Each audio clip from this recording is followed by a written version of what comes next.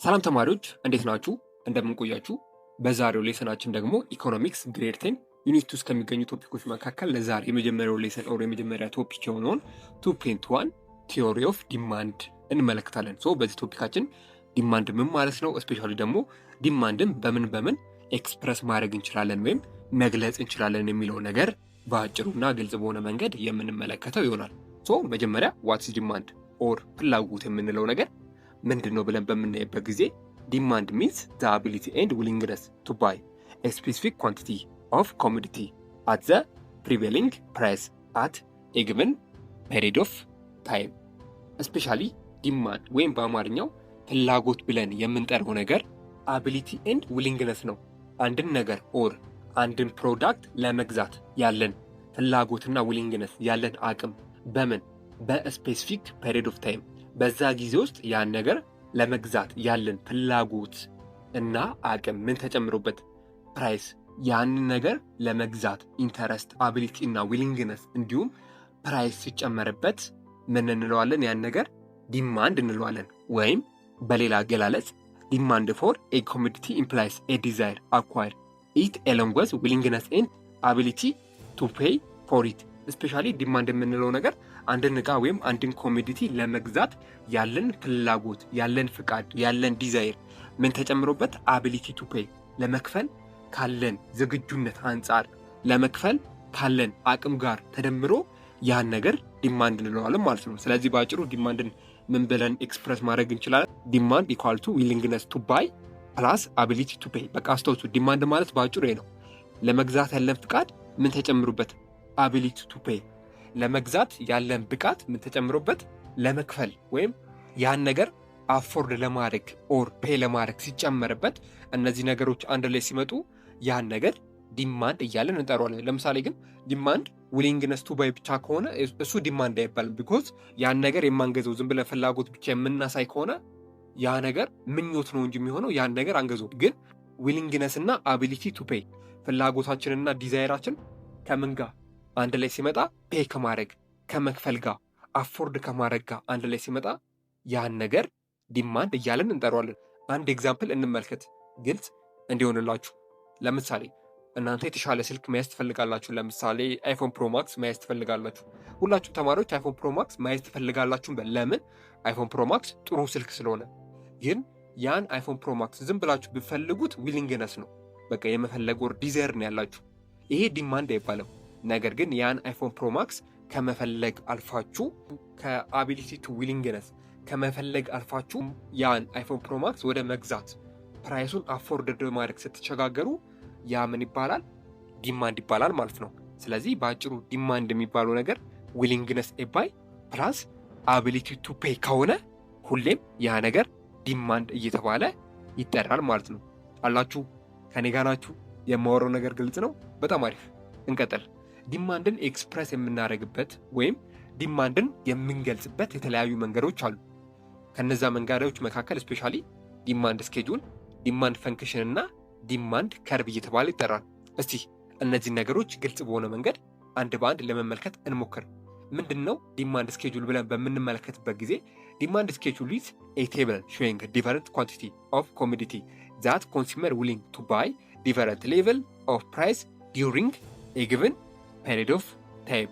እስፔሻሊ ዲማንድ ስኬጁል ብለን የምንጠራው ነገር ምን ያህል ለመግዛት ፍቃደኛ ነው ኮንሱመሩ ምን ያህል ኳንቲቲ ለመግዛት ይፈልጋል። ምን ላይ ቤዝ አድርጉ? ፕራይሱ ላይ። የዛ ኳንቲቲ ኦር የዛ ፕሮዳክት ፕራይስ ላይ ዲፔንደንት በማድረግ ያን ነገር ኦር የፈለገውን ነገር በምን ያህል መጠን ለመግዛት ዝግጁ ነው። በተወሰነለት ፕራይስ መጠን ያን ነገር ለመግዛት ዝግጁ ነው። በምን ያህል ኳንቲቲ ኦር በምን ያህል መጠን ያን ፕሮዳክት ለመግዛት ዝግጁ ነው ብሎ የሚያሳይልን ነገር ዲማንድ ስኬጁል ይባላል። በአጭሩ ዲማንድ ስኬጁል ማለት ኮንሱመሩ የሚገዛውን ነገር በኳንቲቲ አድርገን በቴብል ኦር በሰንጠረዥ ስንገልጸው ያህን ነገር ዲማንድ ስኬጁል እያልን እንጠራዋለን ማለት ነው። ሌትሲ አንድ ኤግዛምፕል እንመልከት። ለምሳሌ መጽሐፋችሁ ላይ ያለውን ኤግዛምፕል በምንመለከትበት ጊዜ ፕራይስ ኦፍ ኮፊ አለ፣ እንዲሁም ኳንቲቲ ኦፍ ዲማንድ አለ። ፕራይስ ኦፍ ኮፊ ፐር ኪሎግራም የሚለን የቡናው ዋጋ ነው። ስፔሻሊ ያ ዋጋ በኪሎ የሚሸጥበት ፕራይስ ነው። ፕራይስ ኦፍ ኮፊ ብለን የምንጠራው ማለት ነው። ከታች ያለው ደግሞ ኳንቲቲ ኦፍ ዲማንድ የምንለው ፍላጎቱ ነው። ያ ሰው ምን ያህል ፍላጎት አለው የሚለውን ነገር በኪሎግራም የሚገልጽልን ነው ማለት ነው። ለምሳሌ የመጀመሪያው ቴብል ላይ ስንት ይላል? ቡናው 0 ብር ከሆነ አይ ቲንክ 0 ብር የለም ግን ለኤግዛምፕል ነው። 0 ብር ከሆነ ኳንቲቲ ኦፍ ዲማንዱ 9 ኪሎግራም የመግዛት ኳንቲቲ አለው ፍላጎት አለው ይለናል። ከዛ በኋላ ከዜሮ ቀጥሎ ስንት ነው ያለው? 5 ብሩ 5 ብር በሚሆንበት ጊዜ ስንት ሆነ? የመግዛት ኪሎግራሙ ኦር ዲማንዱ ስንት ነው? 8 ነው። አያችሁ 9 ነበር 8 ገባ። ብሩ 10 ብር ሲገባ ኳንቲቲ ኦፍ ዲማንዱ ስንገባ 7 ገባ። ብሩ 15 ብር ሲገባ 6፣ 20 ብር ሲገባ 5፣ 25 ብር ሲገባ ዲማንድ ኦፍ ኳንቲቲው ስንት እየገባ መጣ? 5። ብሩ እየጨመረ በሄደበት ቁጥር ስፔሻሊ የሃ ሰው መግዛት የሚችለው የኳንቲቲ ኦፍ ዲማንድ ኦር ኪሎግራም መጠን ምን እያለ እየመጣ ነው? እየቀነሰ እየመጣ ነው። ለምሳሌ ብሩ 45 ላይ ሲገባ ስፔሻሊ ኳንቲቲ ኦፍ ዲማንድ ምን ላይ ገባ? 0 ላይ ገባ። ኦር የመግዛት ካፓሲቲው አነሰ ዝቅ አለ ማለት ነው። ስለዚህ ፕራይስ ኦፍ ኮፊው የሚያሳየን ብሩን ሲሆን ኳንቲቲ ኦፍ ዲማንዱ ደግሞ የሚያሳየን በኪሎግራም የፈለገውን መጠን ነው። ፕራይሱ ከፍ ባለ በመጣ ቁጥር ስፔሻሊ ኳንቲቲው እየወረደ እየወረደ እየወረደ ይመጣል ማለት ነው። ስለዚህ በአጭሩ ዲማንድ ኦፍ ስኬጁል ማለት ይሄ ነው። አንድን ነገር በቴብል ስንገልጸው ያን ኳንቲቲ በቴብል ስንገልጸው ዲማንድ ስኬጁል እያለን እንጠራዋለን ማለት ነው። ሌላኛው ነገር ደግሞ ዲማንድ ኤክስፕረስ the nature of functional relationship between the price commodity and quantity demand QD equal to function of P equal A minus BP። ሌላኛው ነገር ስፔሻሊ ዲማንድ ፈንክሽን የምንለው ነገር ዲማንድ ፈንክሽን ምንድነው? አንዱ ዲማንድን ኤክስፕረስ ከምናደርግባቸው ወይም ከምንገልጽባቸው መንገዶች አንዱ ሲሆን በአጭሩ ዲማንድ ፈንክሽን የምንለው በፕራይሱና በኳንቲቲው መካከል ያለውን ግንኙነት ወይም ሪሌሽን የሚያሳየን ነው። ወይም በሌላ አባባል ምን ያህል መጠን ይፈልጋል ያ ኮንሱመር ወይም ዲማንድ ኦፍ ኳንቲቲው ምን ያህል መጠን ይፈልጋል የሚለውን ነገር ኤክስፕረስ የምናደርግበት አንዱ መንገድ ፈንክሽን ኦፍ ዲማንድ ፈንክሽን ኦፍ ፕራይስ አለም ዲማንድ ኦፍ ፈንክሽን እያልን እንጠራዋለን ማለት ነው። ይህን ነገር ሌሎች ቶፒኮች ላይ በደንብ ኢንዲቴል የምናየው ይሆናል። ነገር ግን ይህን ፈንክሽን በፍጹም እንዳደረሱት ምንድነው? ኪው ማለት ስፔሻሊ አለም ኪውዲ የምንለው ነገር ኳንቲቲ ኦፍ ዲማንድ ነው። ኤፍፒ የምንለው ደግሞ ፈንክሽን ኦፍ ፕራይስ ብለን የምንጠራው ነው። ወይም በሌላ አባባል ኤ ማይነስ ቢፒ የምንለው ነገር ኤ እና ቢ ስፔሻሊ ኤ ኮንስታንት ነው፣ ቢ ደግሞ ኮፊሽንት ነው፣ ፒ ደግሞ የሚገልጽልን ፕራይሱን ነው ማለት ነው። ይህን በደንብ በሌሎች ቶፒኮች ላይ ኢንዲቴል ኦር ብሬክ ዳውን አድርገን ስለምንመለከተው ብዙም የሚያሳስባችሁ ነገር የለም። ስለዚህ ዲማንድ ፈንክሽን ማለት በተለይም በፕራይስ እና በኳንቲቲ መካከል ያለውን ሪሌሽን ኦር ግንኙነት የሚያሳይልን ኦር ኤክስፕረስ የሚያደርግልን ነገር ዲማንድ ፈንክሽን እያለን እንጠራዋለን ማለት ነው። አስ ኤ ኳንቲቲ ኢዝ ፈንክሽን ኦፍ ፕራይስ ኦር ቫሪያብል አር ኤክስፕረስ ኢን ታቡላር ፎርም ስኬጁል ኤንድ ካን ቢ ትራንስፎርም ኢንቱ ከርቭ። በተለይም ዲማንድ ስኬጁልን ወይም ታቡላር ፎርምን ወደ ምን መቀየር እንችላለን እያለን ነው? ወደ ዲማንድ ኦፍ ከርቭ አሊያም ወደ ከርቭ ወይም ወደ ግራፍ መቀየር እንችላለን እያለን ነው። ይሄ ደግሞ ምን ይባላል? ዲማንድ ከርቭ ይባላል። ዲማንድን በሶስት አይነት መንገድ ኤክስፕረስ እናደርጋለን ብለን ነበር። የመጀመሪያው ዲማንድ ስኬጁል ነው። ዲማንድ ስኬጁልን ተመለከትን። ሁለተኛው ደግሞ ዲማንድ ፈንክሽን ነው። ዲማንድ ፈንክሽንንም ተመለከትን። ሶስተኛው ምን ብለናል? ዲማንድ ከርቭ። ዲማንድን ኤክስፕረስ ወይም ከምንገልጽባቸው አንደኛው መንገድ ዲማንድ ከርቭ እያለን እንጠራዋለን። ዲማንድ ከርቭ ምንድን ነው? በስኬጁል ወይም በታቡላር አሊያም በሰንጠረዥ መልክ የተቀመጠልንን ነገር ወደ ግራፍ መቀየር እንችላለን ወይም ወደ ምስል መቀየር እንችላለን እያለን ነው። ሌትሲ አንድ ኤግዛምፕል እንመልከት። ለምሳሌ መጽሐፋችሁ ላይ አንድ ኤግዛምፕል አለ።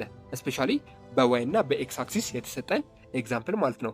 ይሄ መጀመሪያው 45፣ 40፣ 35 የሚለው ቋሚው ነገር እሱ ፕራይስ ኦፍ ብር ነው አለን።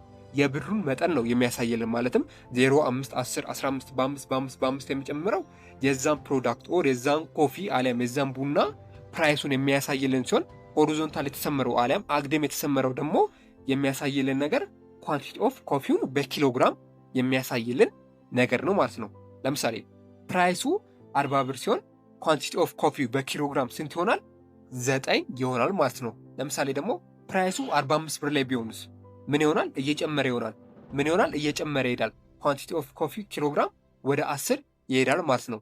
እዚህ ጋር ልብ ብላችሁ ካያችሁ ዲማንድ ከርቡ አሊያም በቀይ የተሰመረው ላይን በተለይም ስሎፕ ዳውን ነው፣ አሊያም ዳውንዋርድ ስሎፒንግ ነው።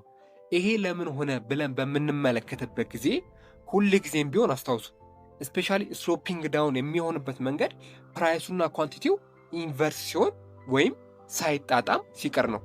ይሄ ምን ማለታችን ነው ብለን በምንመለከትበት ጊዜ the quantity of demand of commodity increase when price decrease and decrease when it is price increase። ሁል ጊዜም ቢሆን ፕራይሱ ሲጨምር ኳንቲቲው እየቀነሰ ይመጣል። ፕራይሱ ደግሞ ዝቅ ሲል ኳንቲቲው ምን እያለ ይመጣል? እየጨመረ ይመጣል ማለት ነው። ይህ ማለት በሌላ አማርኛ ከቡናው ኤግዛምፕል በምንወጣበት ጊዜ ለምሳሌ በጣም አሪፍ ጫማ ምንድን ነው ማድረግ የምፈልጉት? አሪፍ ጫማ ምንድን ነው? ለምሳሌ ናይክን አሪፍ ጫማ ነው። ናይክን በኤግዛምፕልነት እንውሰደው። ለምሳሌ በጣም የምትወዱት ናይክ ጫማ ከሆነ እና ናይክ ጫማ በጣም ውድ ነው፣ ኦር አንዱ ናይክ ጫማ 5000 ብር ኦር 6000 ብር ይሸጥ የነበረ ናይክ ጫማ ሳታስቡት ያ ናይክ ጫማ 100 ብር ቢባል ያን ናይክ ጫማ ትገዙታላችሁ? አገዙትም? በደንብ አድርጋችሁ ትገዙታላችሁ። ኳንቲቲውን ጨምራችሁ 2 3 4 ወይም 5 ናይክ ጫማ ትገዛላችሁ። ለምን ካልን ፕራይሱ ምን ሆኗል? ፕራይሱ ዝቅተኛ ነው ወይም ፕራይሱ ሎ ነው፣ አነስተኛ ፕራይስ ነው ያለው። ስለዚህ በደንብ አድርጋችሁ ትገዛላችሁ፣ ኳንቲቲያችሁ ይጨምራል። በተቃራኒው ደግሞ አንድ የናይክ ጫማ ዋጋ 10,000 ብር ቢሆን ስንት ናይክ ጫማ ትገዛላችሁ? የመግዛት አቅማችሁ ይገደባል ኦር ሎ ይሆናል። አያችሁ፣ ፕራይሱ በሚቀንስበት ጊዜ ኳንቲቲው ምን ይሆናል? ይጨምራል። ፕራይሱ ከፍ በሚልበት ጊዜ ኳንቲቲው ይቀንሳል። ይህ ማለት ግልጽ እንዲሆንላችሁ አንድ ኤግዛምፕል ይጨምር። ለምሳሌ ሁላችሁም ተማሪዎች ኦር ሁላችንም ሰዎች መኪና መንዳት ኦር መኪና እንዲኖረን እንፈልጋለን። ነገር ግን ምንድነው ችግሩ? የመኪና ዋጋ ውድ ነው። አያችኋ፣ የመኪና ዋጋ እጅግ በጣም ውድ ስለሆነ ነው መኪና የሚይዘው የሰው ቁጥር ትንሽ ሆነው። የመኪና ዋጋ በጣም ርካሽ ቢሆንስ? ርካሽ ከሆነ መኪና የሚይዘው የሰው ቁጥር ምን ይሆናል? ኳንቲቲው ምን ይሆናል? ይጨምራል ማለት ነው። ስለዚህ ኢንቨርስ ማለት ይሄ ነው። ኳንቲቲው በጨመረ ቁጥር ፕራይሱ ይቀንሳል። ፕራይስ ወይም ዋጋው በጨመረ ቁጥር ደግሞ ኳንቲቲው ይቀንሳል ማለት ነው። ሶ ይሄ ግራፍም ስሎፕ ዳውን የሆነው በዚህ መንገድ ነው። ነገር ግን ሁል ጊዜ ዲማንድ ኦፍ ከርቭ በዚህ አይነት መንገድ ሊቀመጥ አይችልም። ወይም በዚህ አይነት ላይን ብቻ በዚህ አይነት ወይም ግራፍ ብቻ ሊቀመጥ አይችልም። በዚህ አይነት መንገድ ወይም ይሄ ምስል ኦር ይሄ ግራፍ በዚህ አይነት መንገድ የተሳለበት ዋነኛው ምክንያት ስፔሻሊ ቁጥሮቹ ኮንስታንት ናቸው ወይም ቁጥሮቹን ትገምታላችሁ። ለምሳሌ ፕራይሱ ስንት ነበር? 0 ነበር። ከዛ በስንት ጨመረ? በ5 ነበረ። ከዛ በስንት ጨመረ? ድጋሚ በ5 5 የነበረው 10 ሆነ። 10 የነበረው ስንት ሆነ? 15 15 የነበረው ስንት ሆነ? 20 የነበረው ስንት ሆነ? 25 አያችሁ፣ ፕራይሱ የሚጨምረው ወይም ዋጋው የሚጨምረው በ5 ነው። ለምሳሌ ደግሞ ኪሎግራሙን ተመልከቱት። ሆሪዞንታል ላይ ያለው የኮፊው ኪሎግራም ስንት ነበር? 1 ነበር። ከዛ 2 ከዛ 3 4 5 እያለ ይሄ ደግሞ ማለት ነው አንዳንድ እየጨመረ ነው ሄደው። ስለዚህ ይሄ ነገር ምንድነው? ኮንስታንት ስለሆነ ነው እንደዚህ አይነት ስሎፕ ዳውን የሆነ ግራፍ የሰጠን ማለት ነው። ኔክስት በሌላ ቪዲዮ እንገናኛለን። እስከዛው ድረስ ግን መልካም ትምህርት ይሁንላችሁ። ኢትዮ ኮንሰፕት ሴንተር የእናንተው ምርጥ ቻናል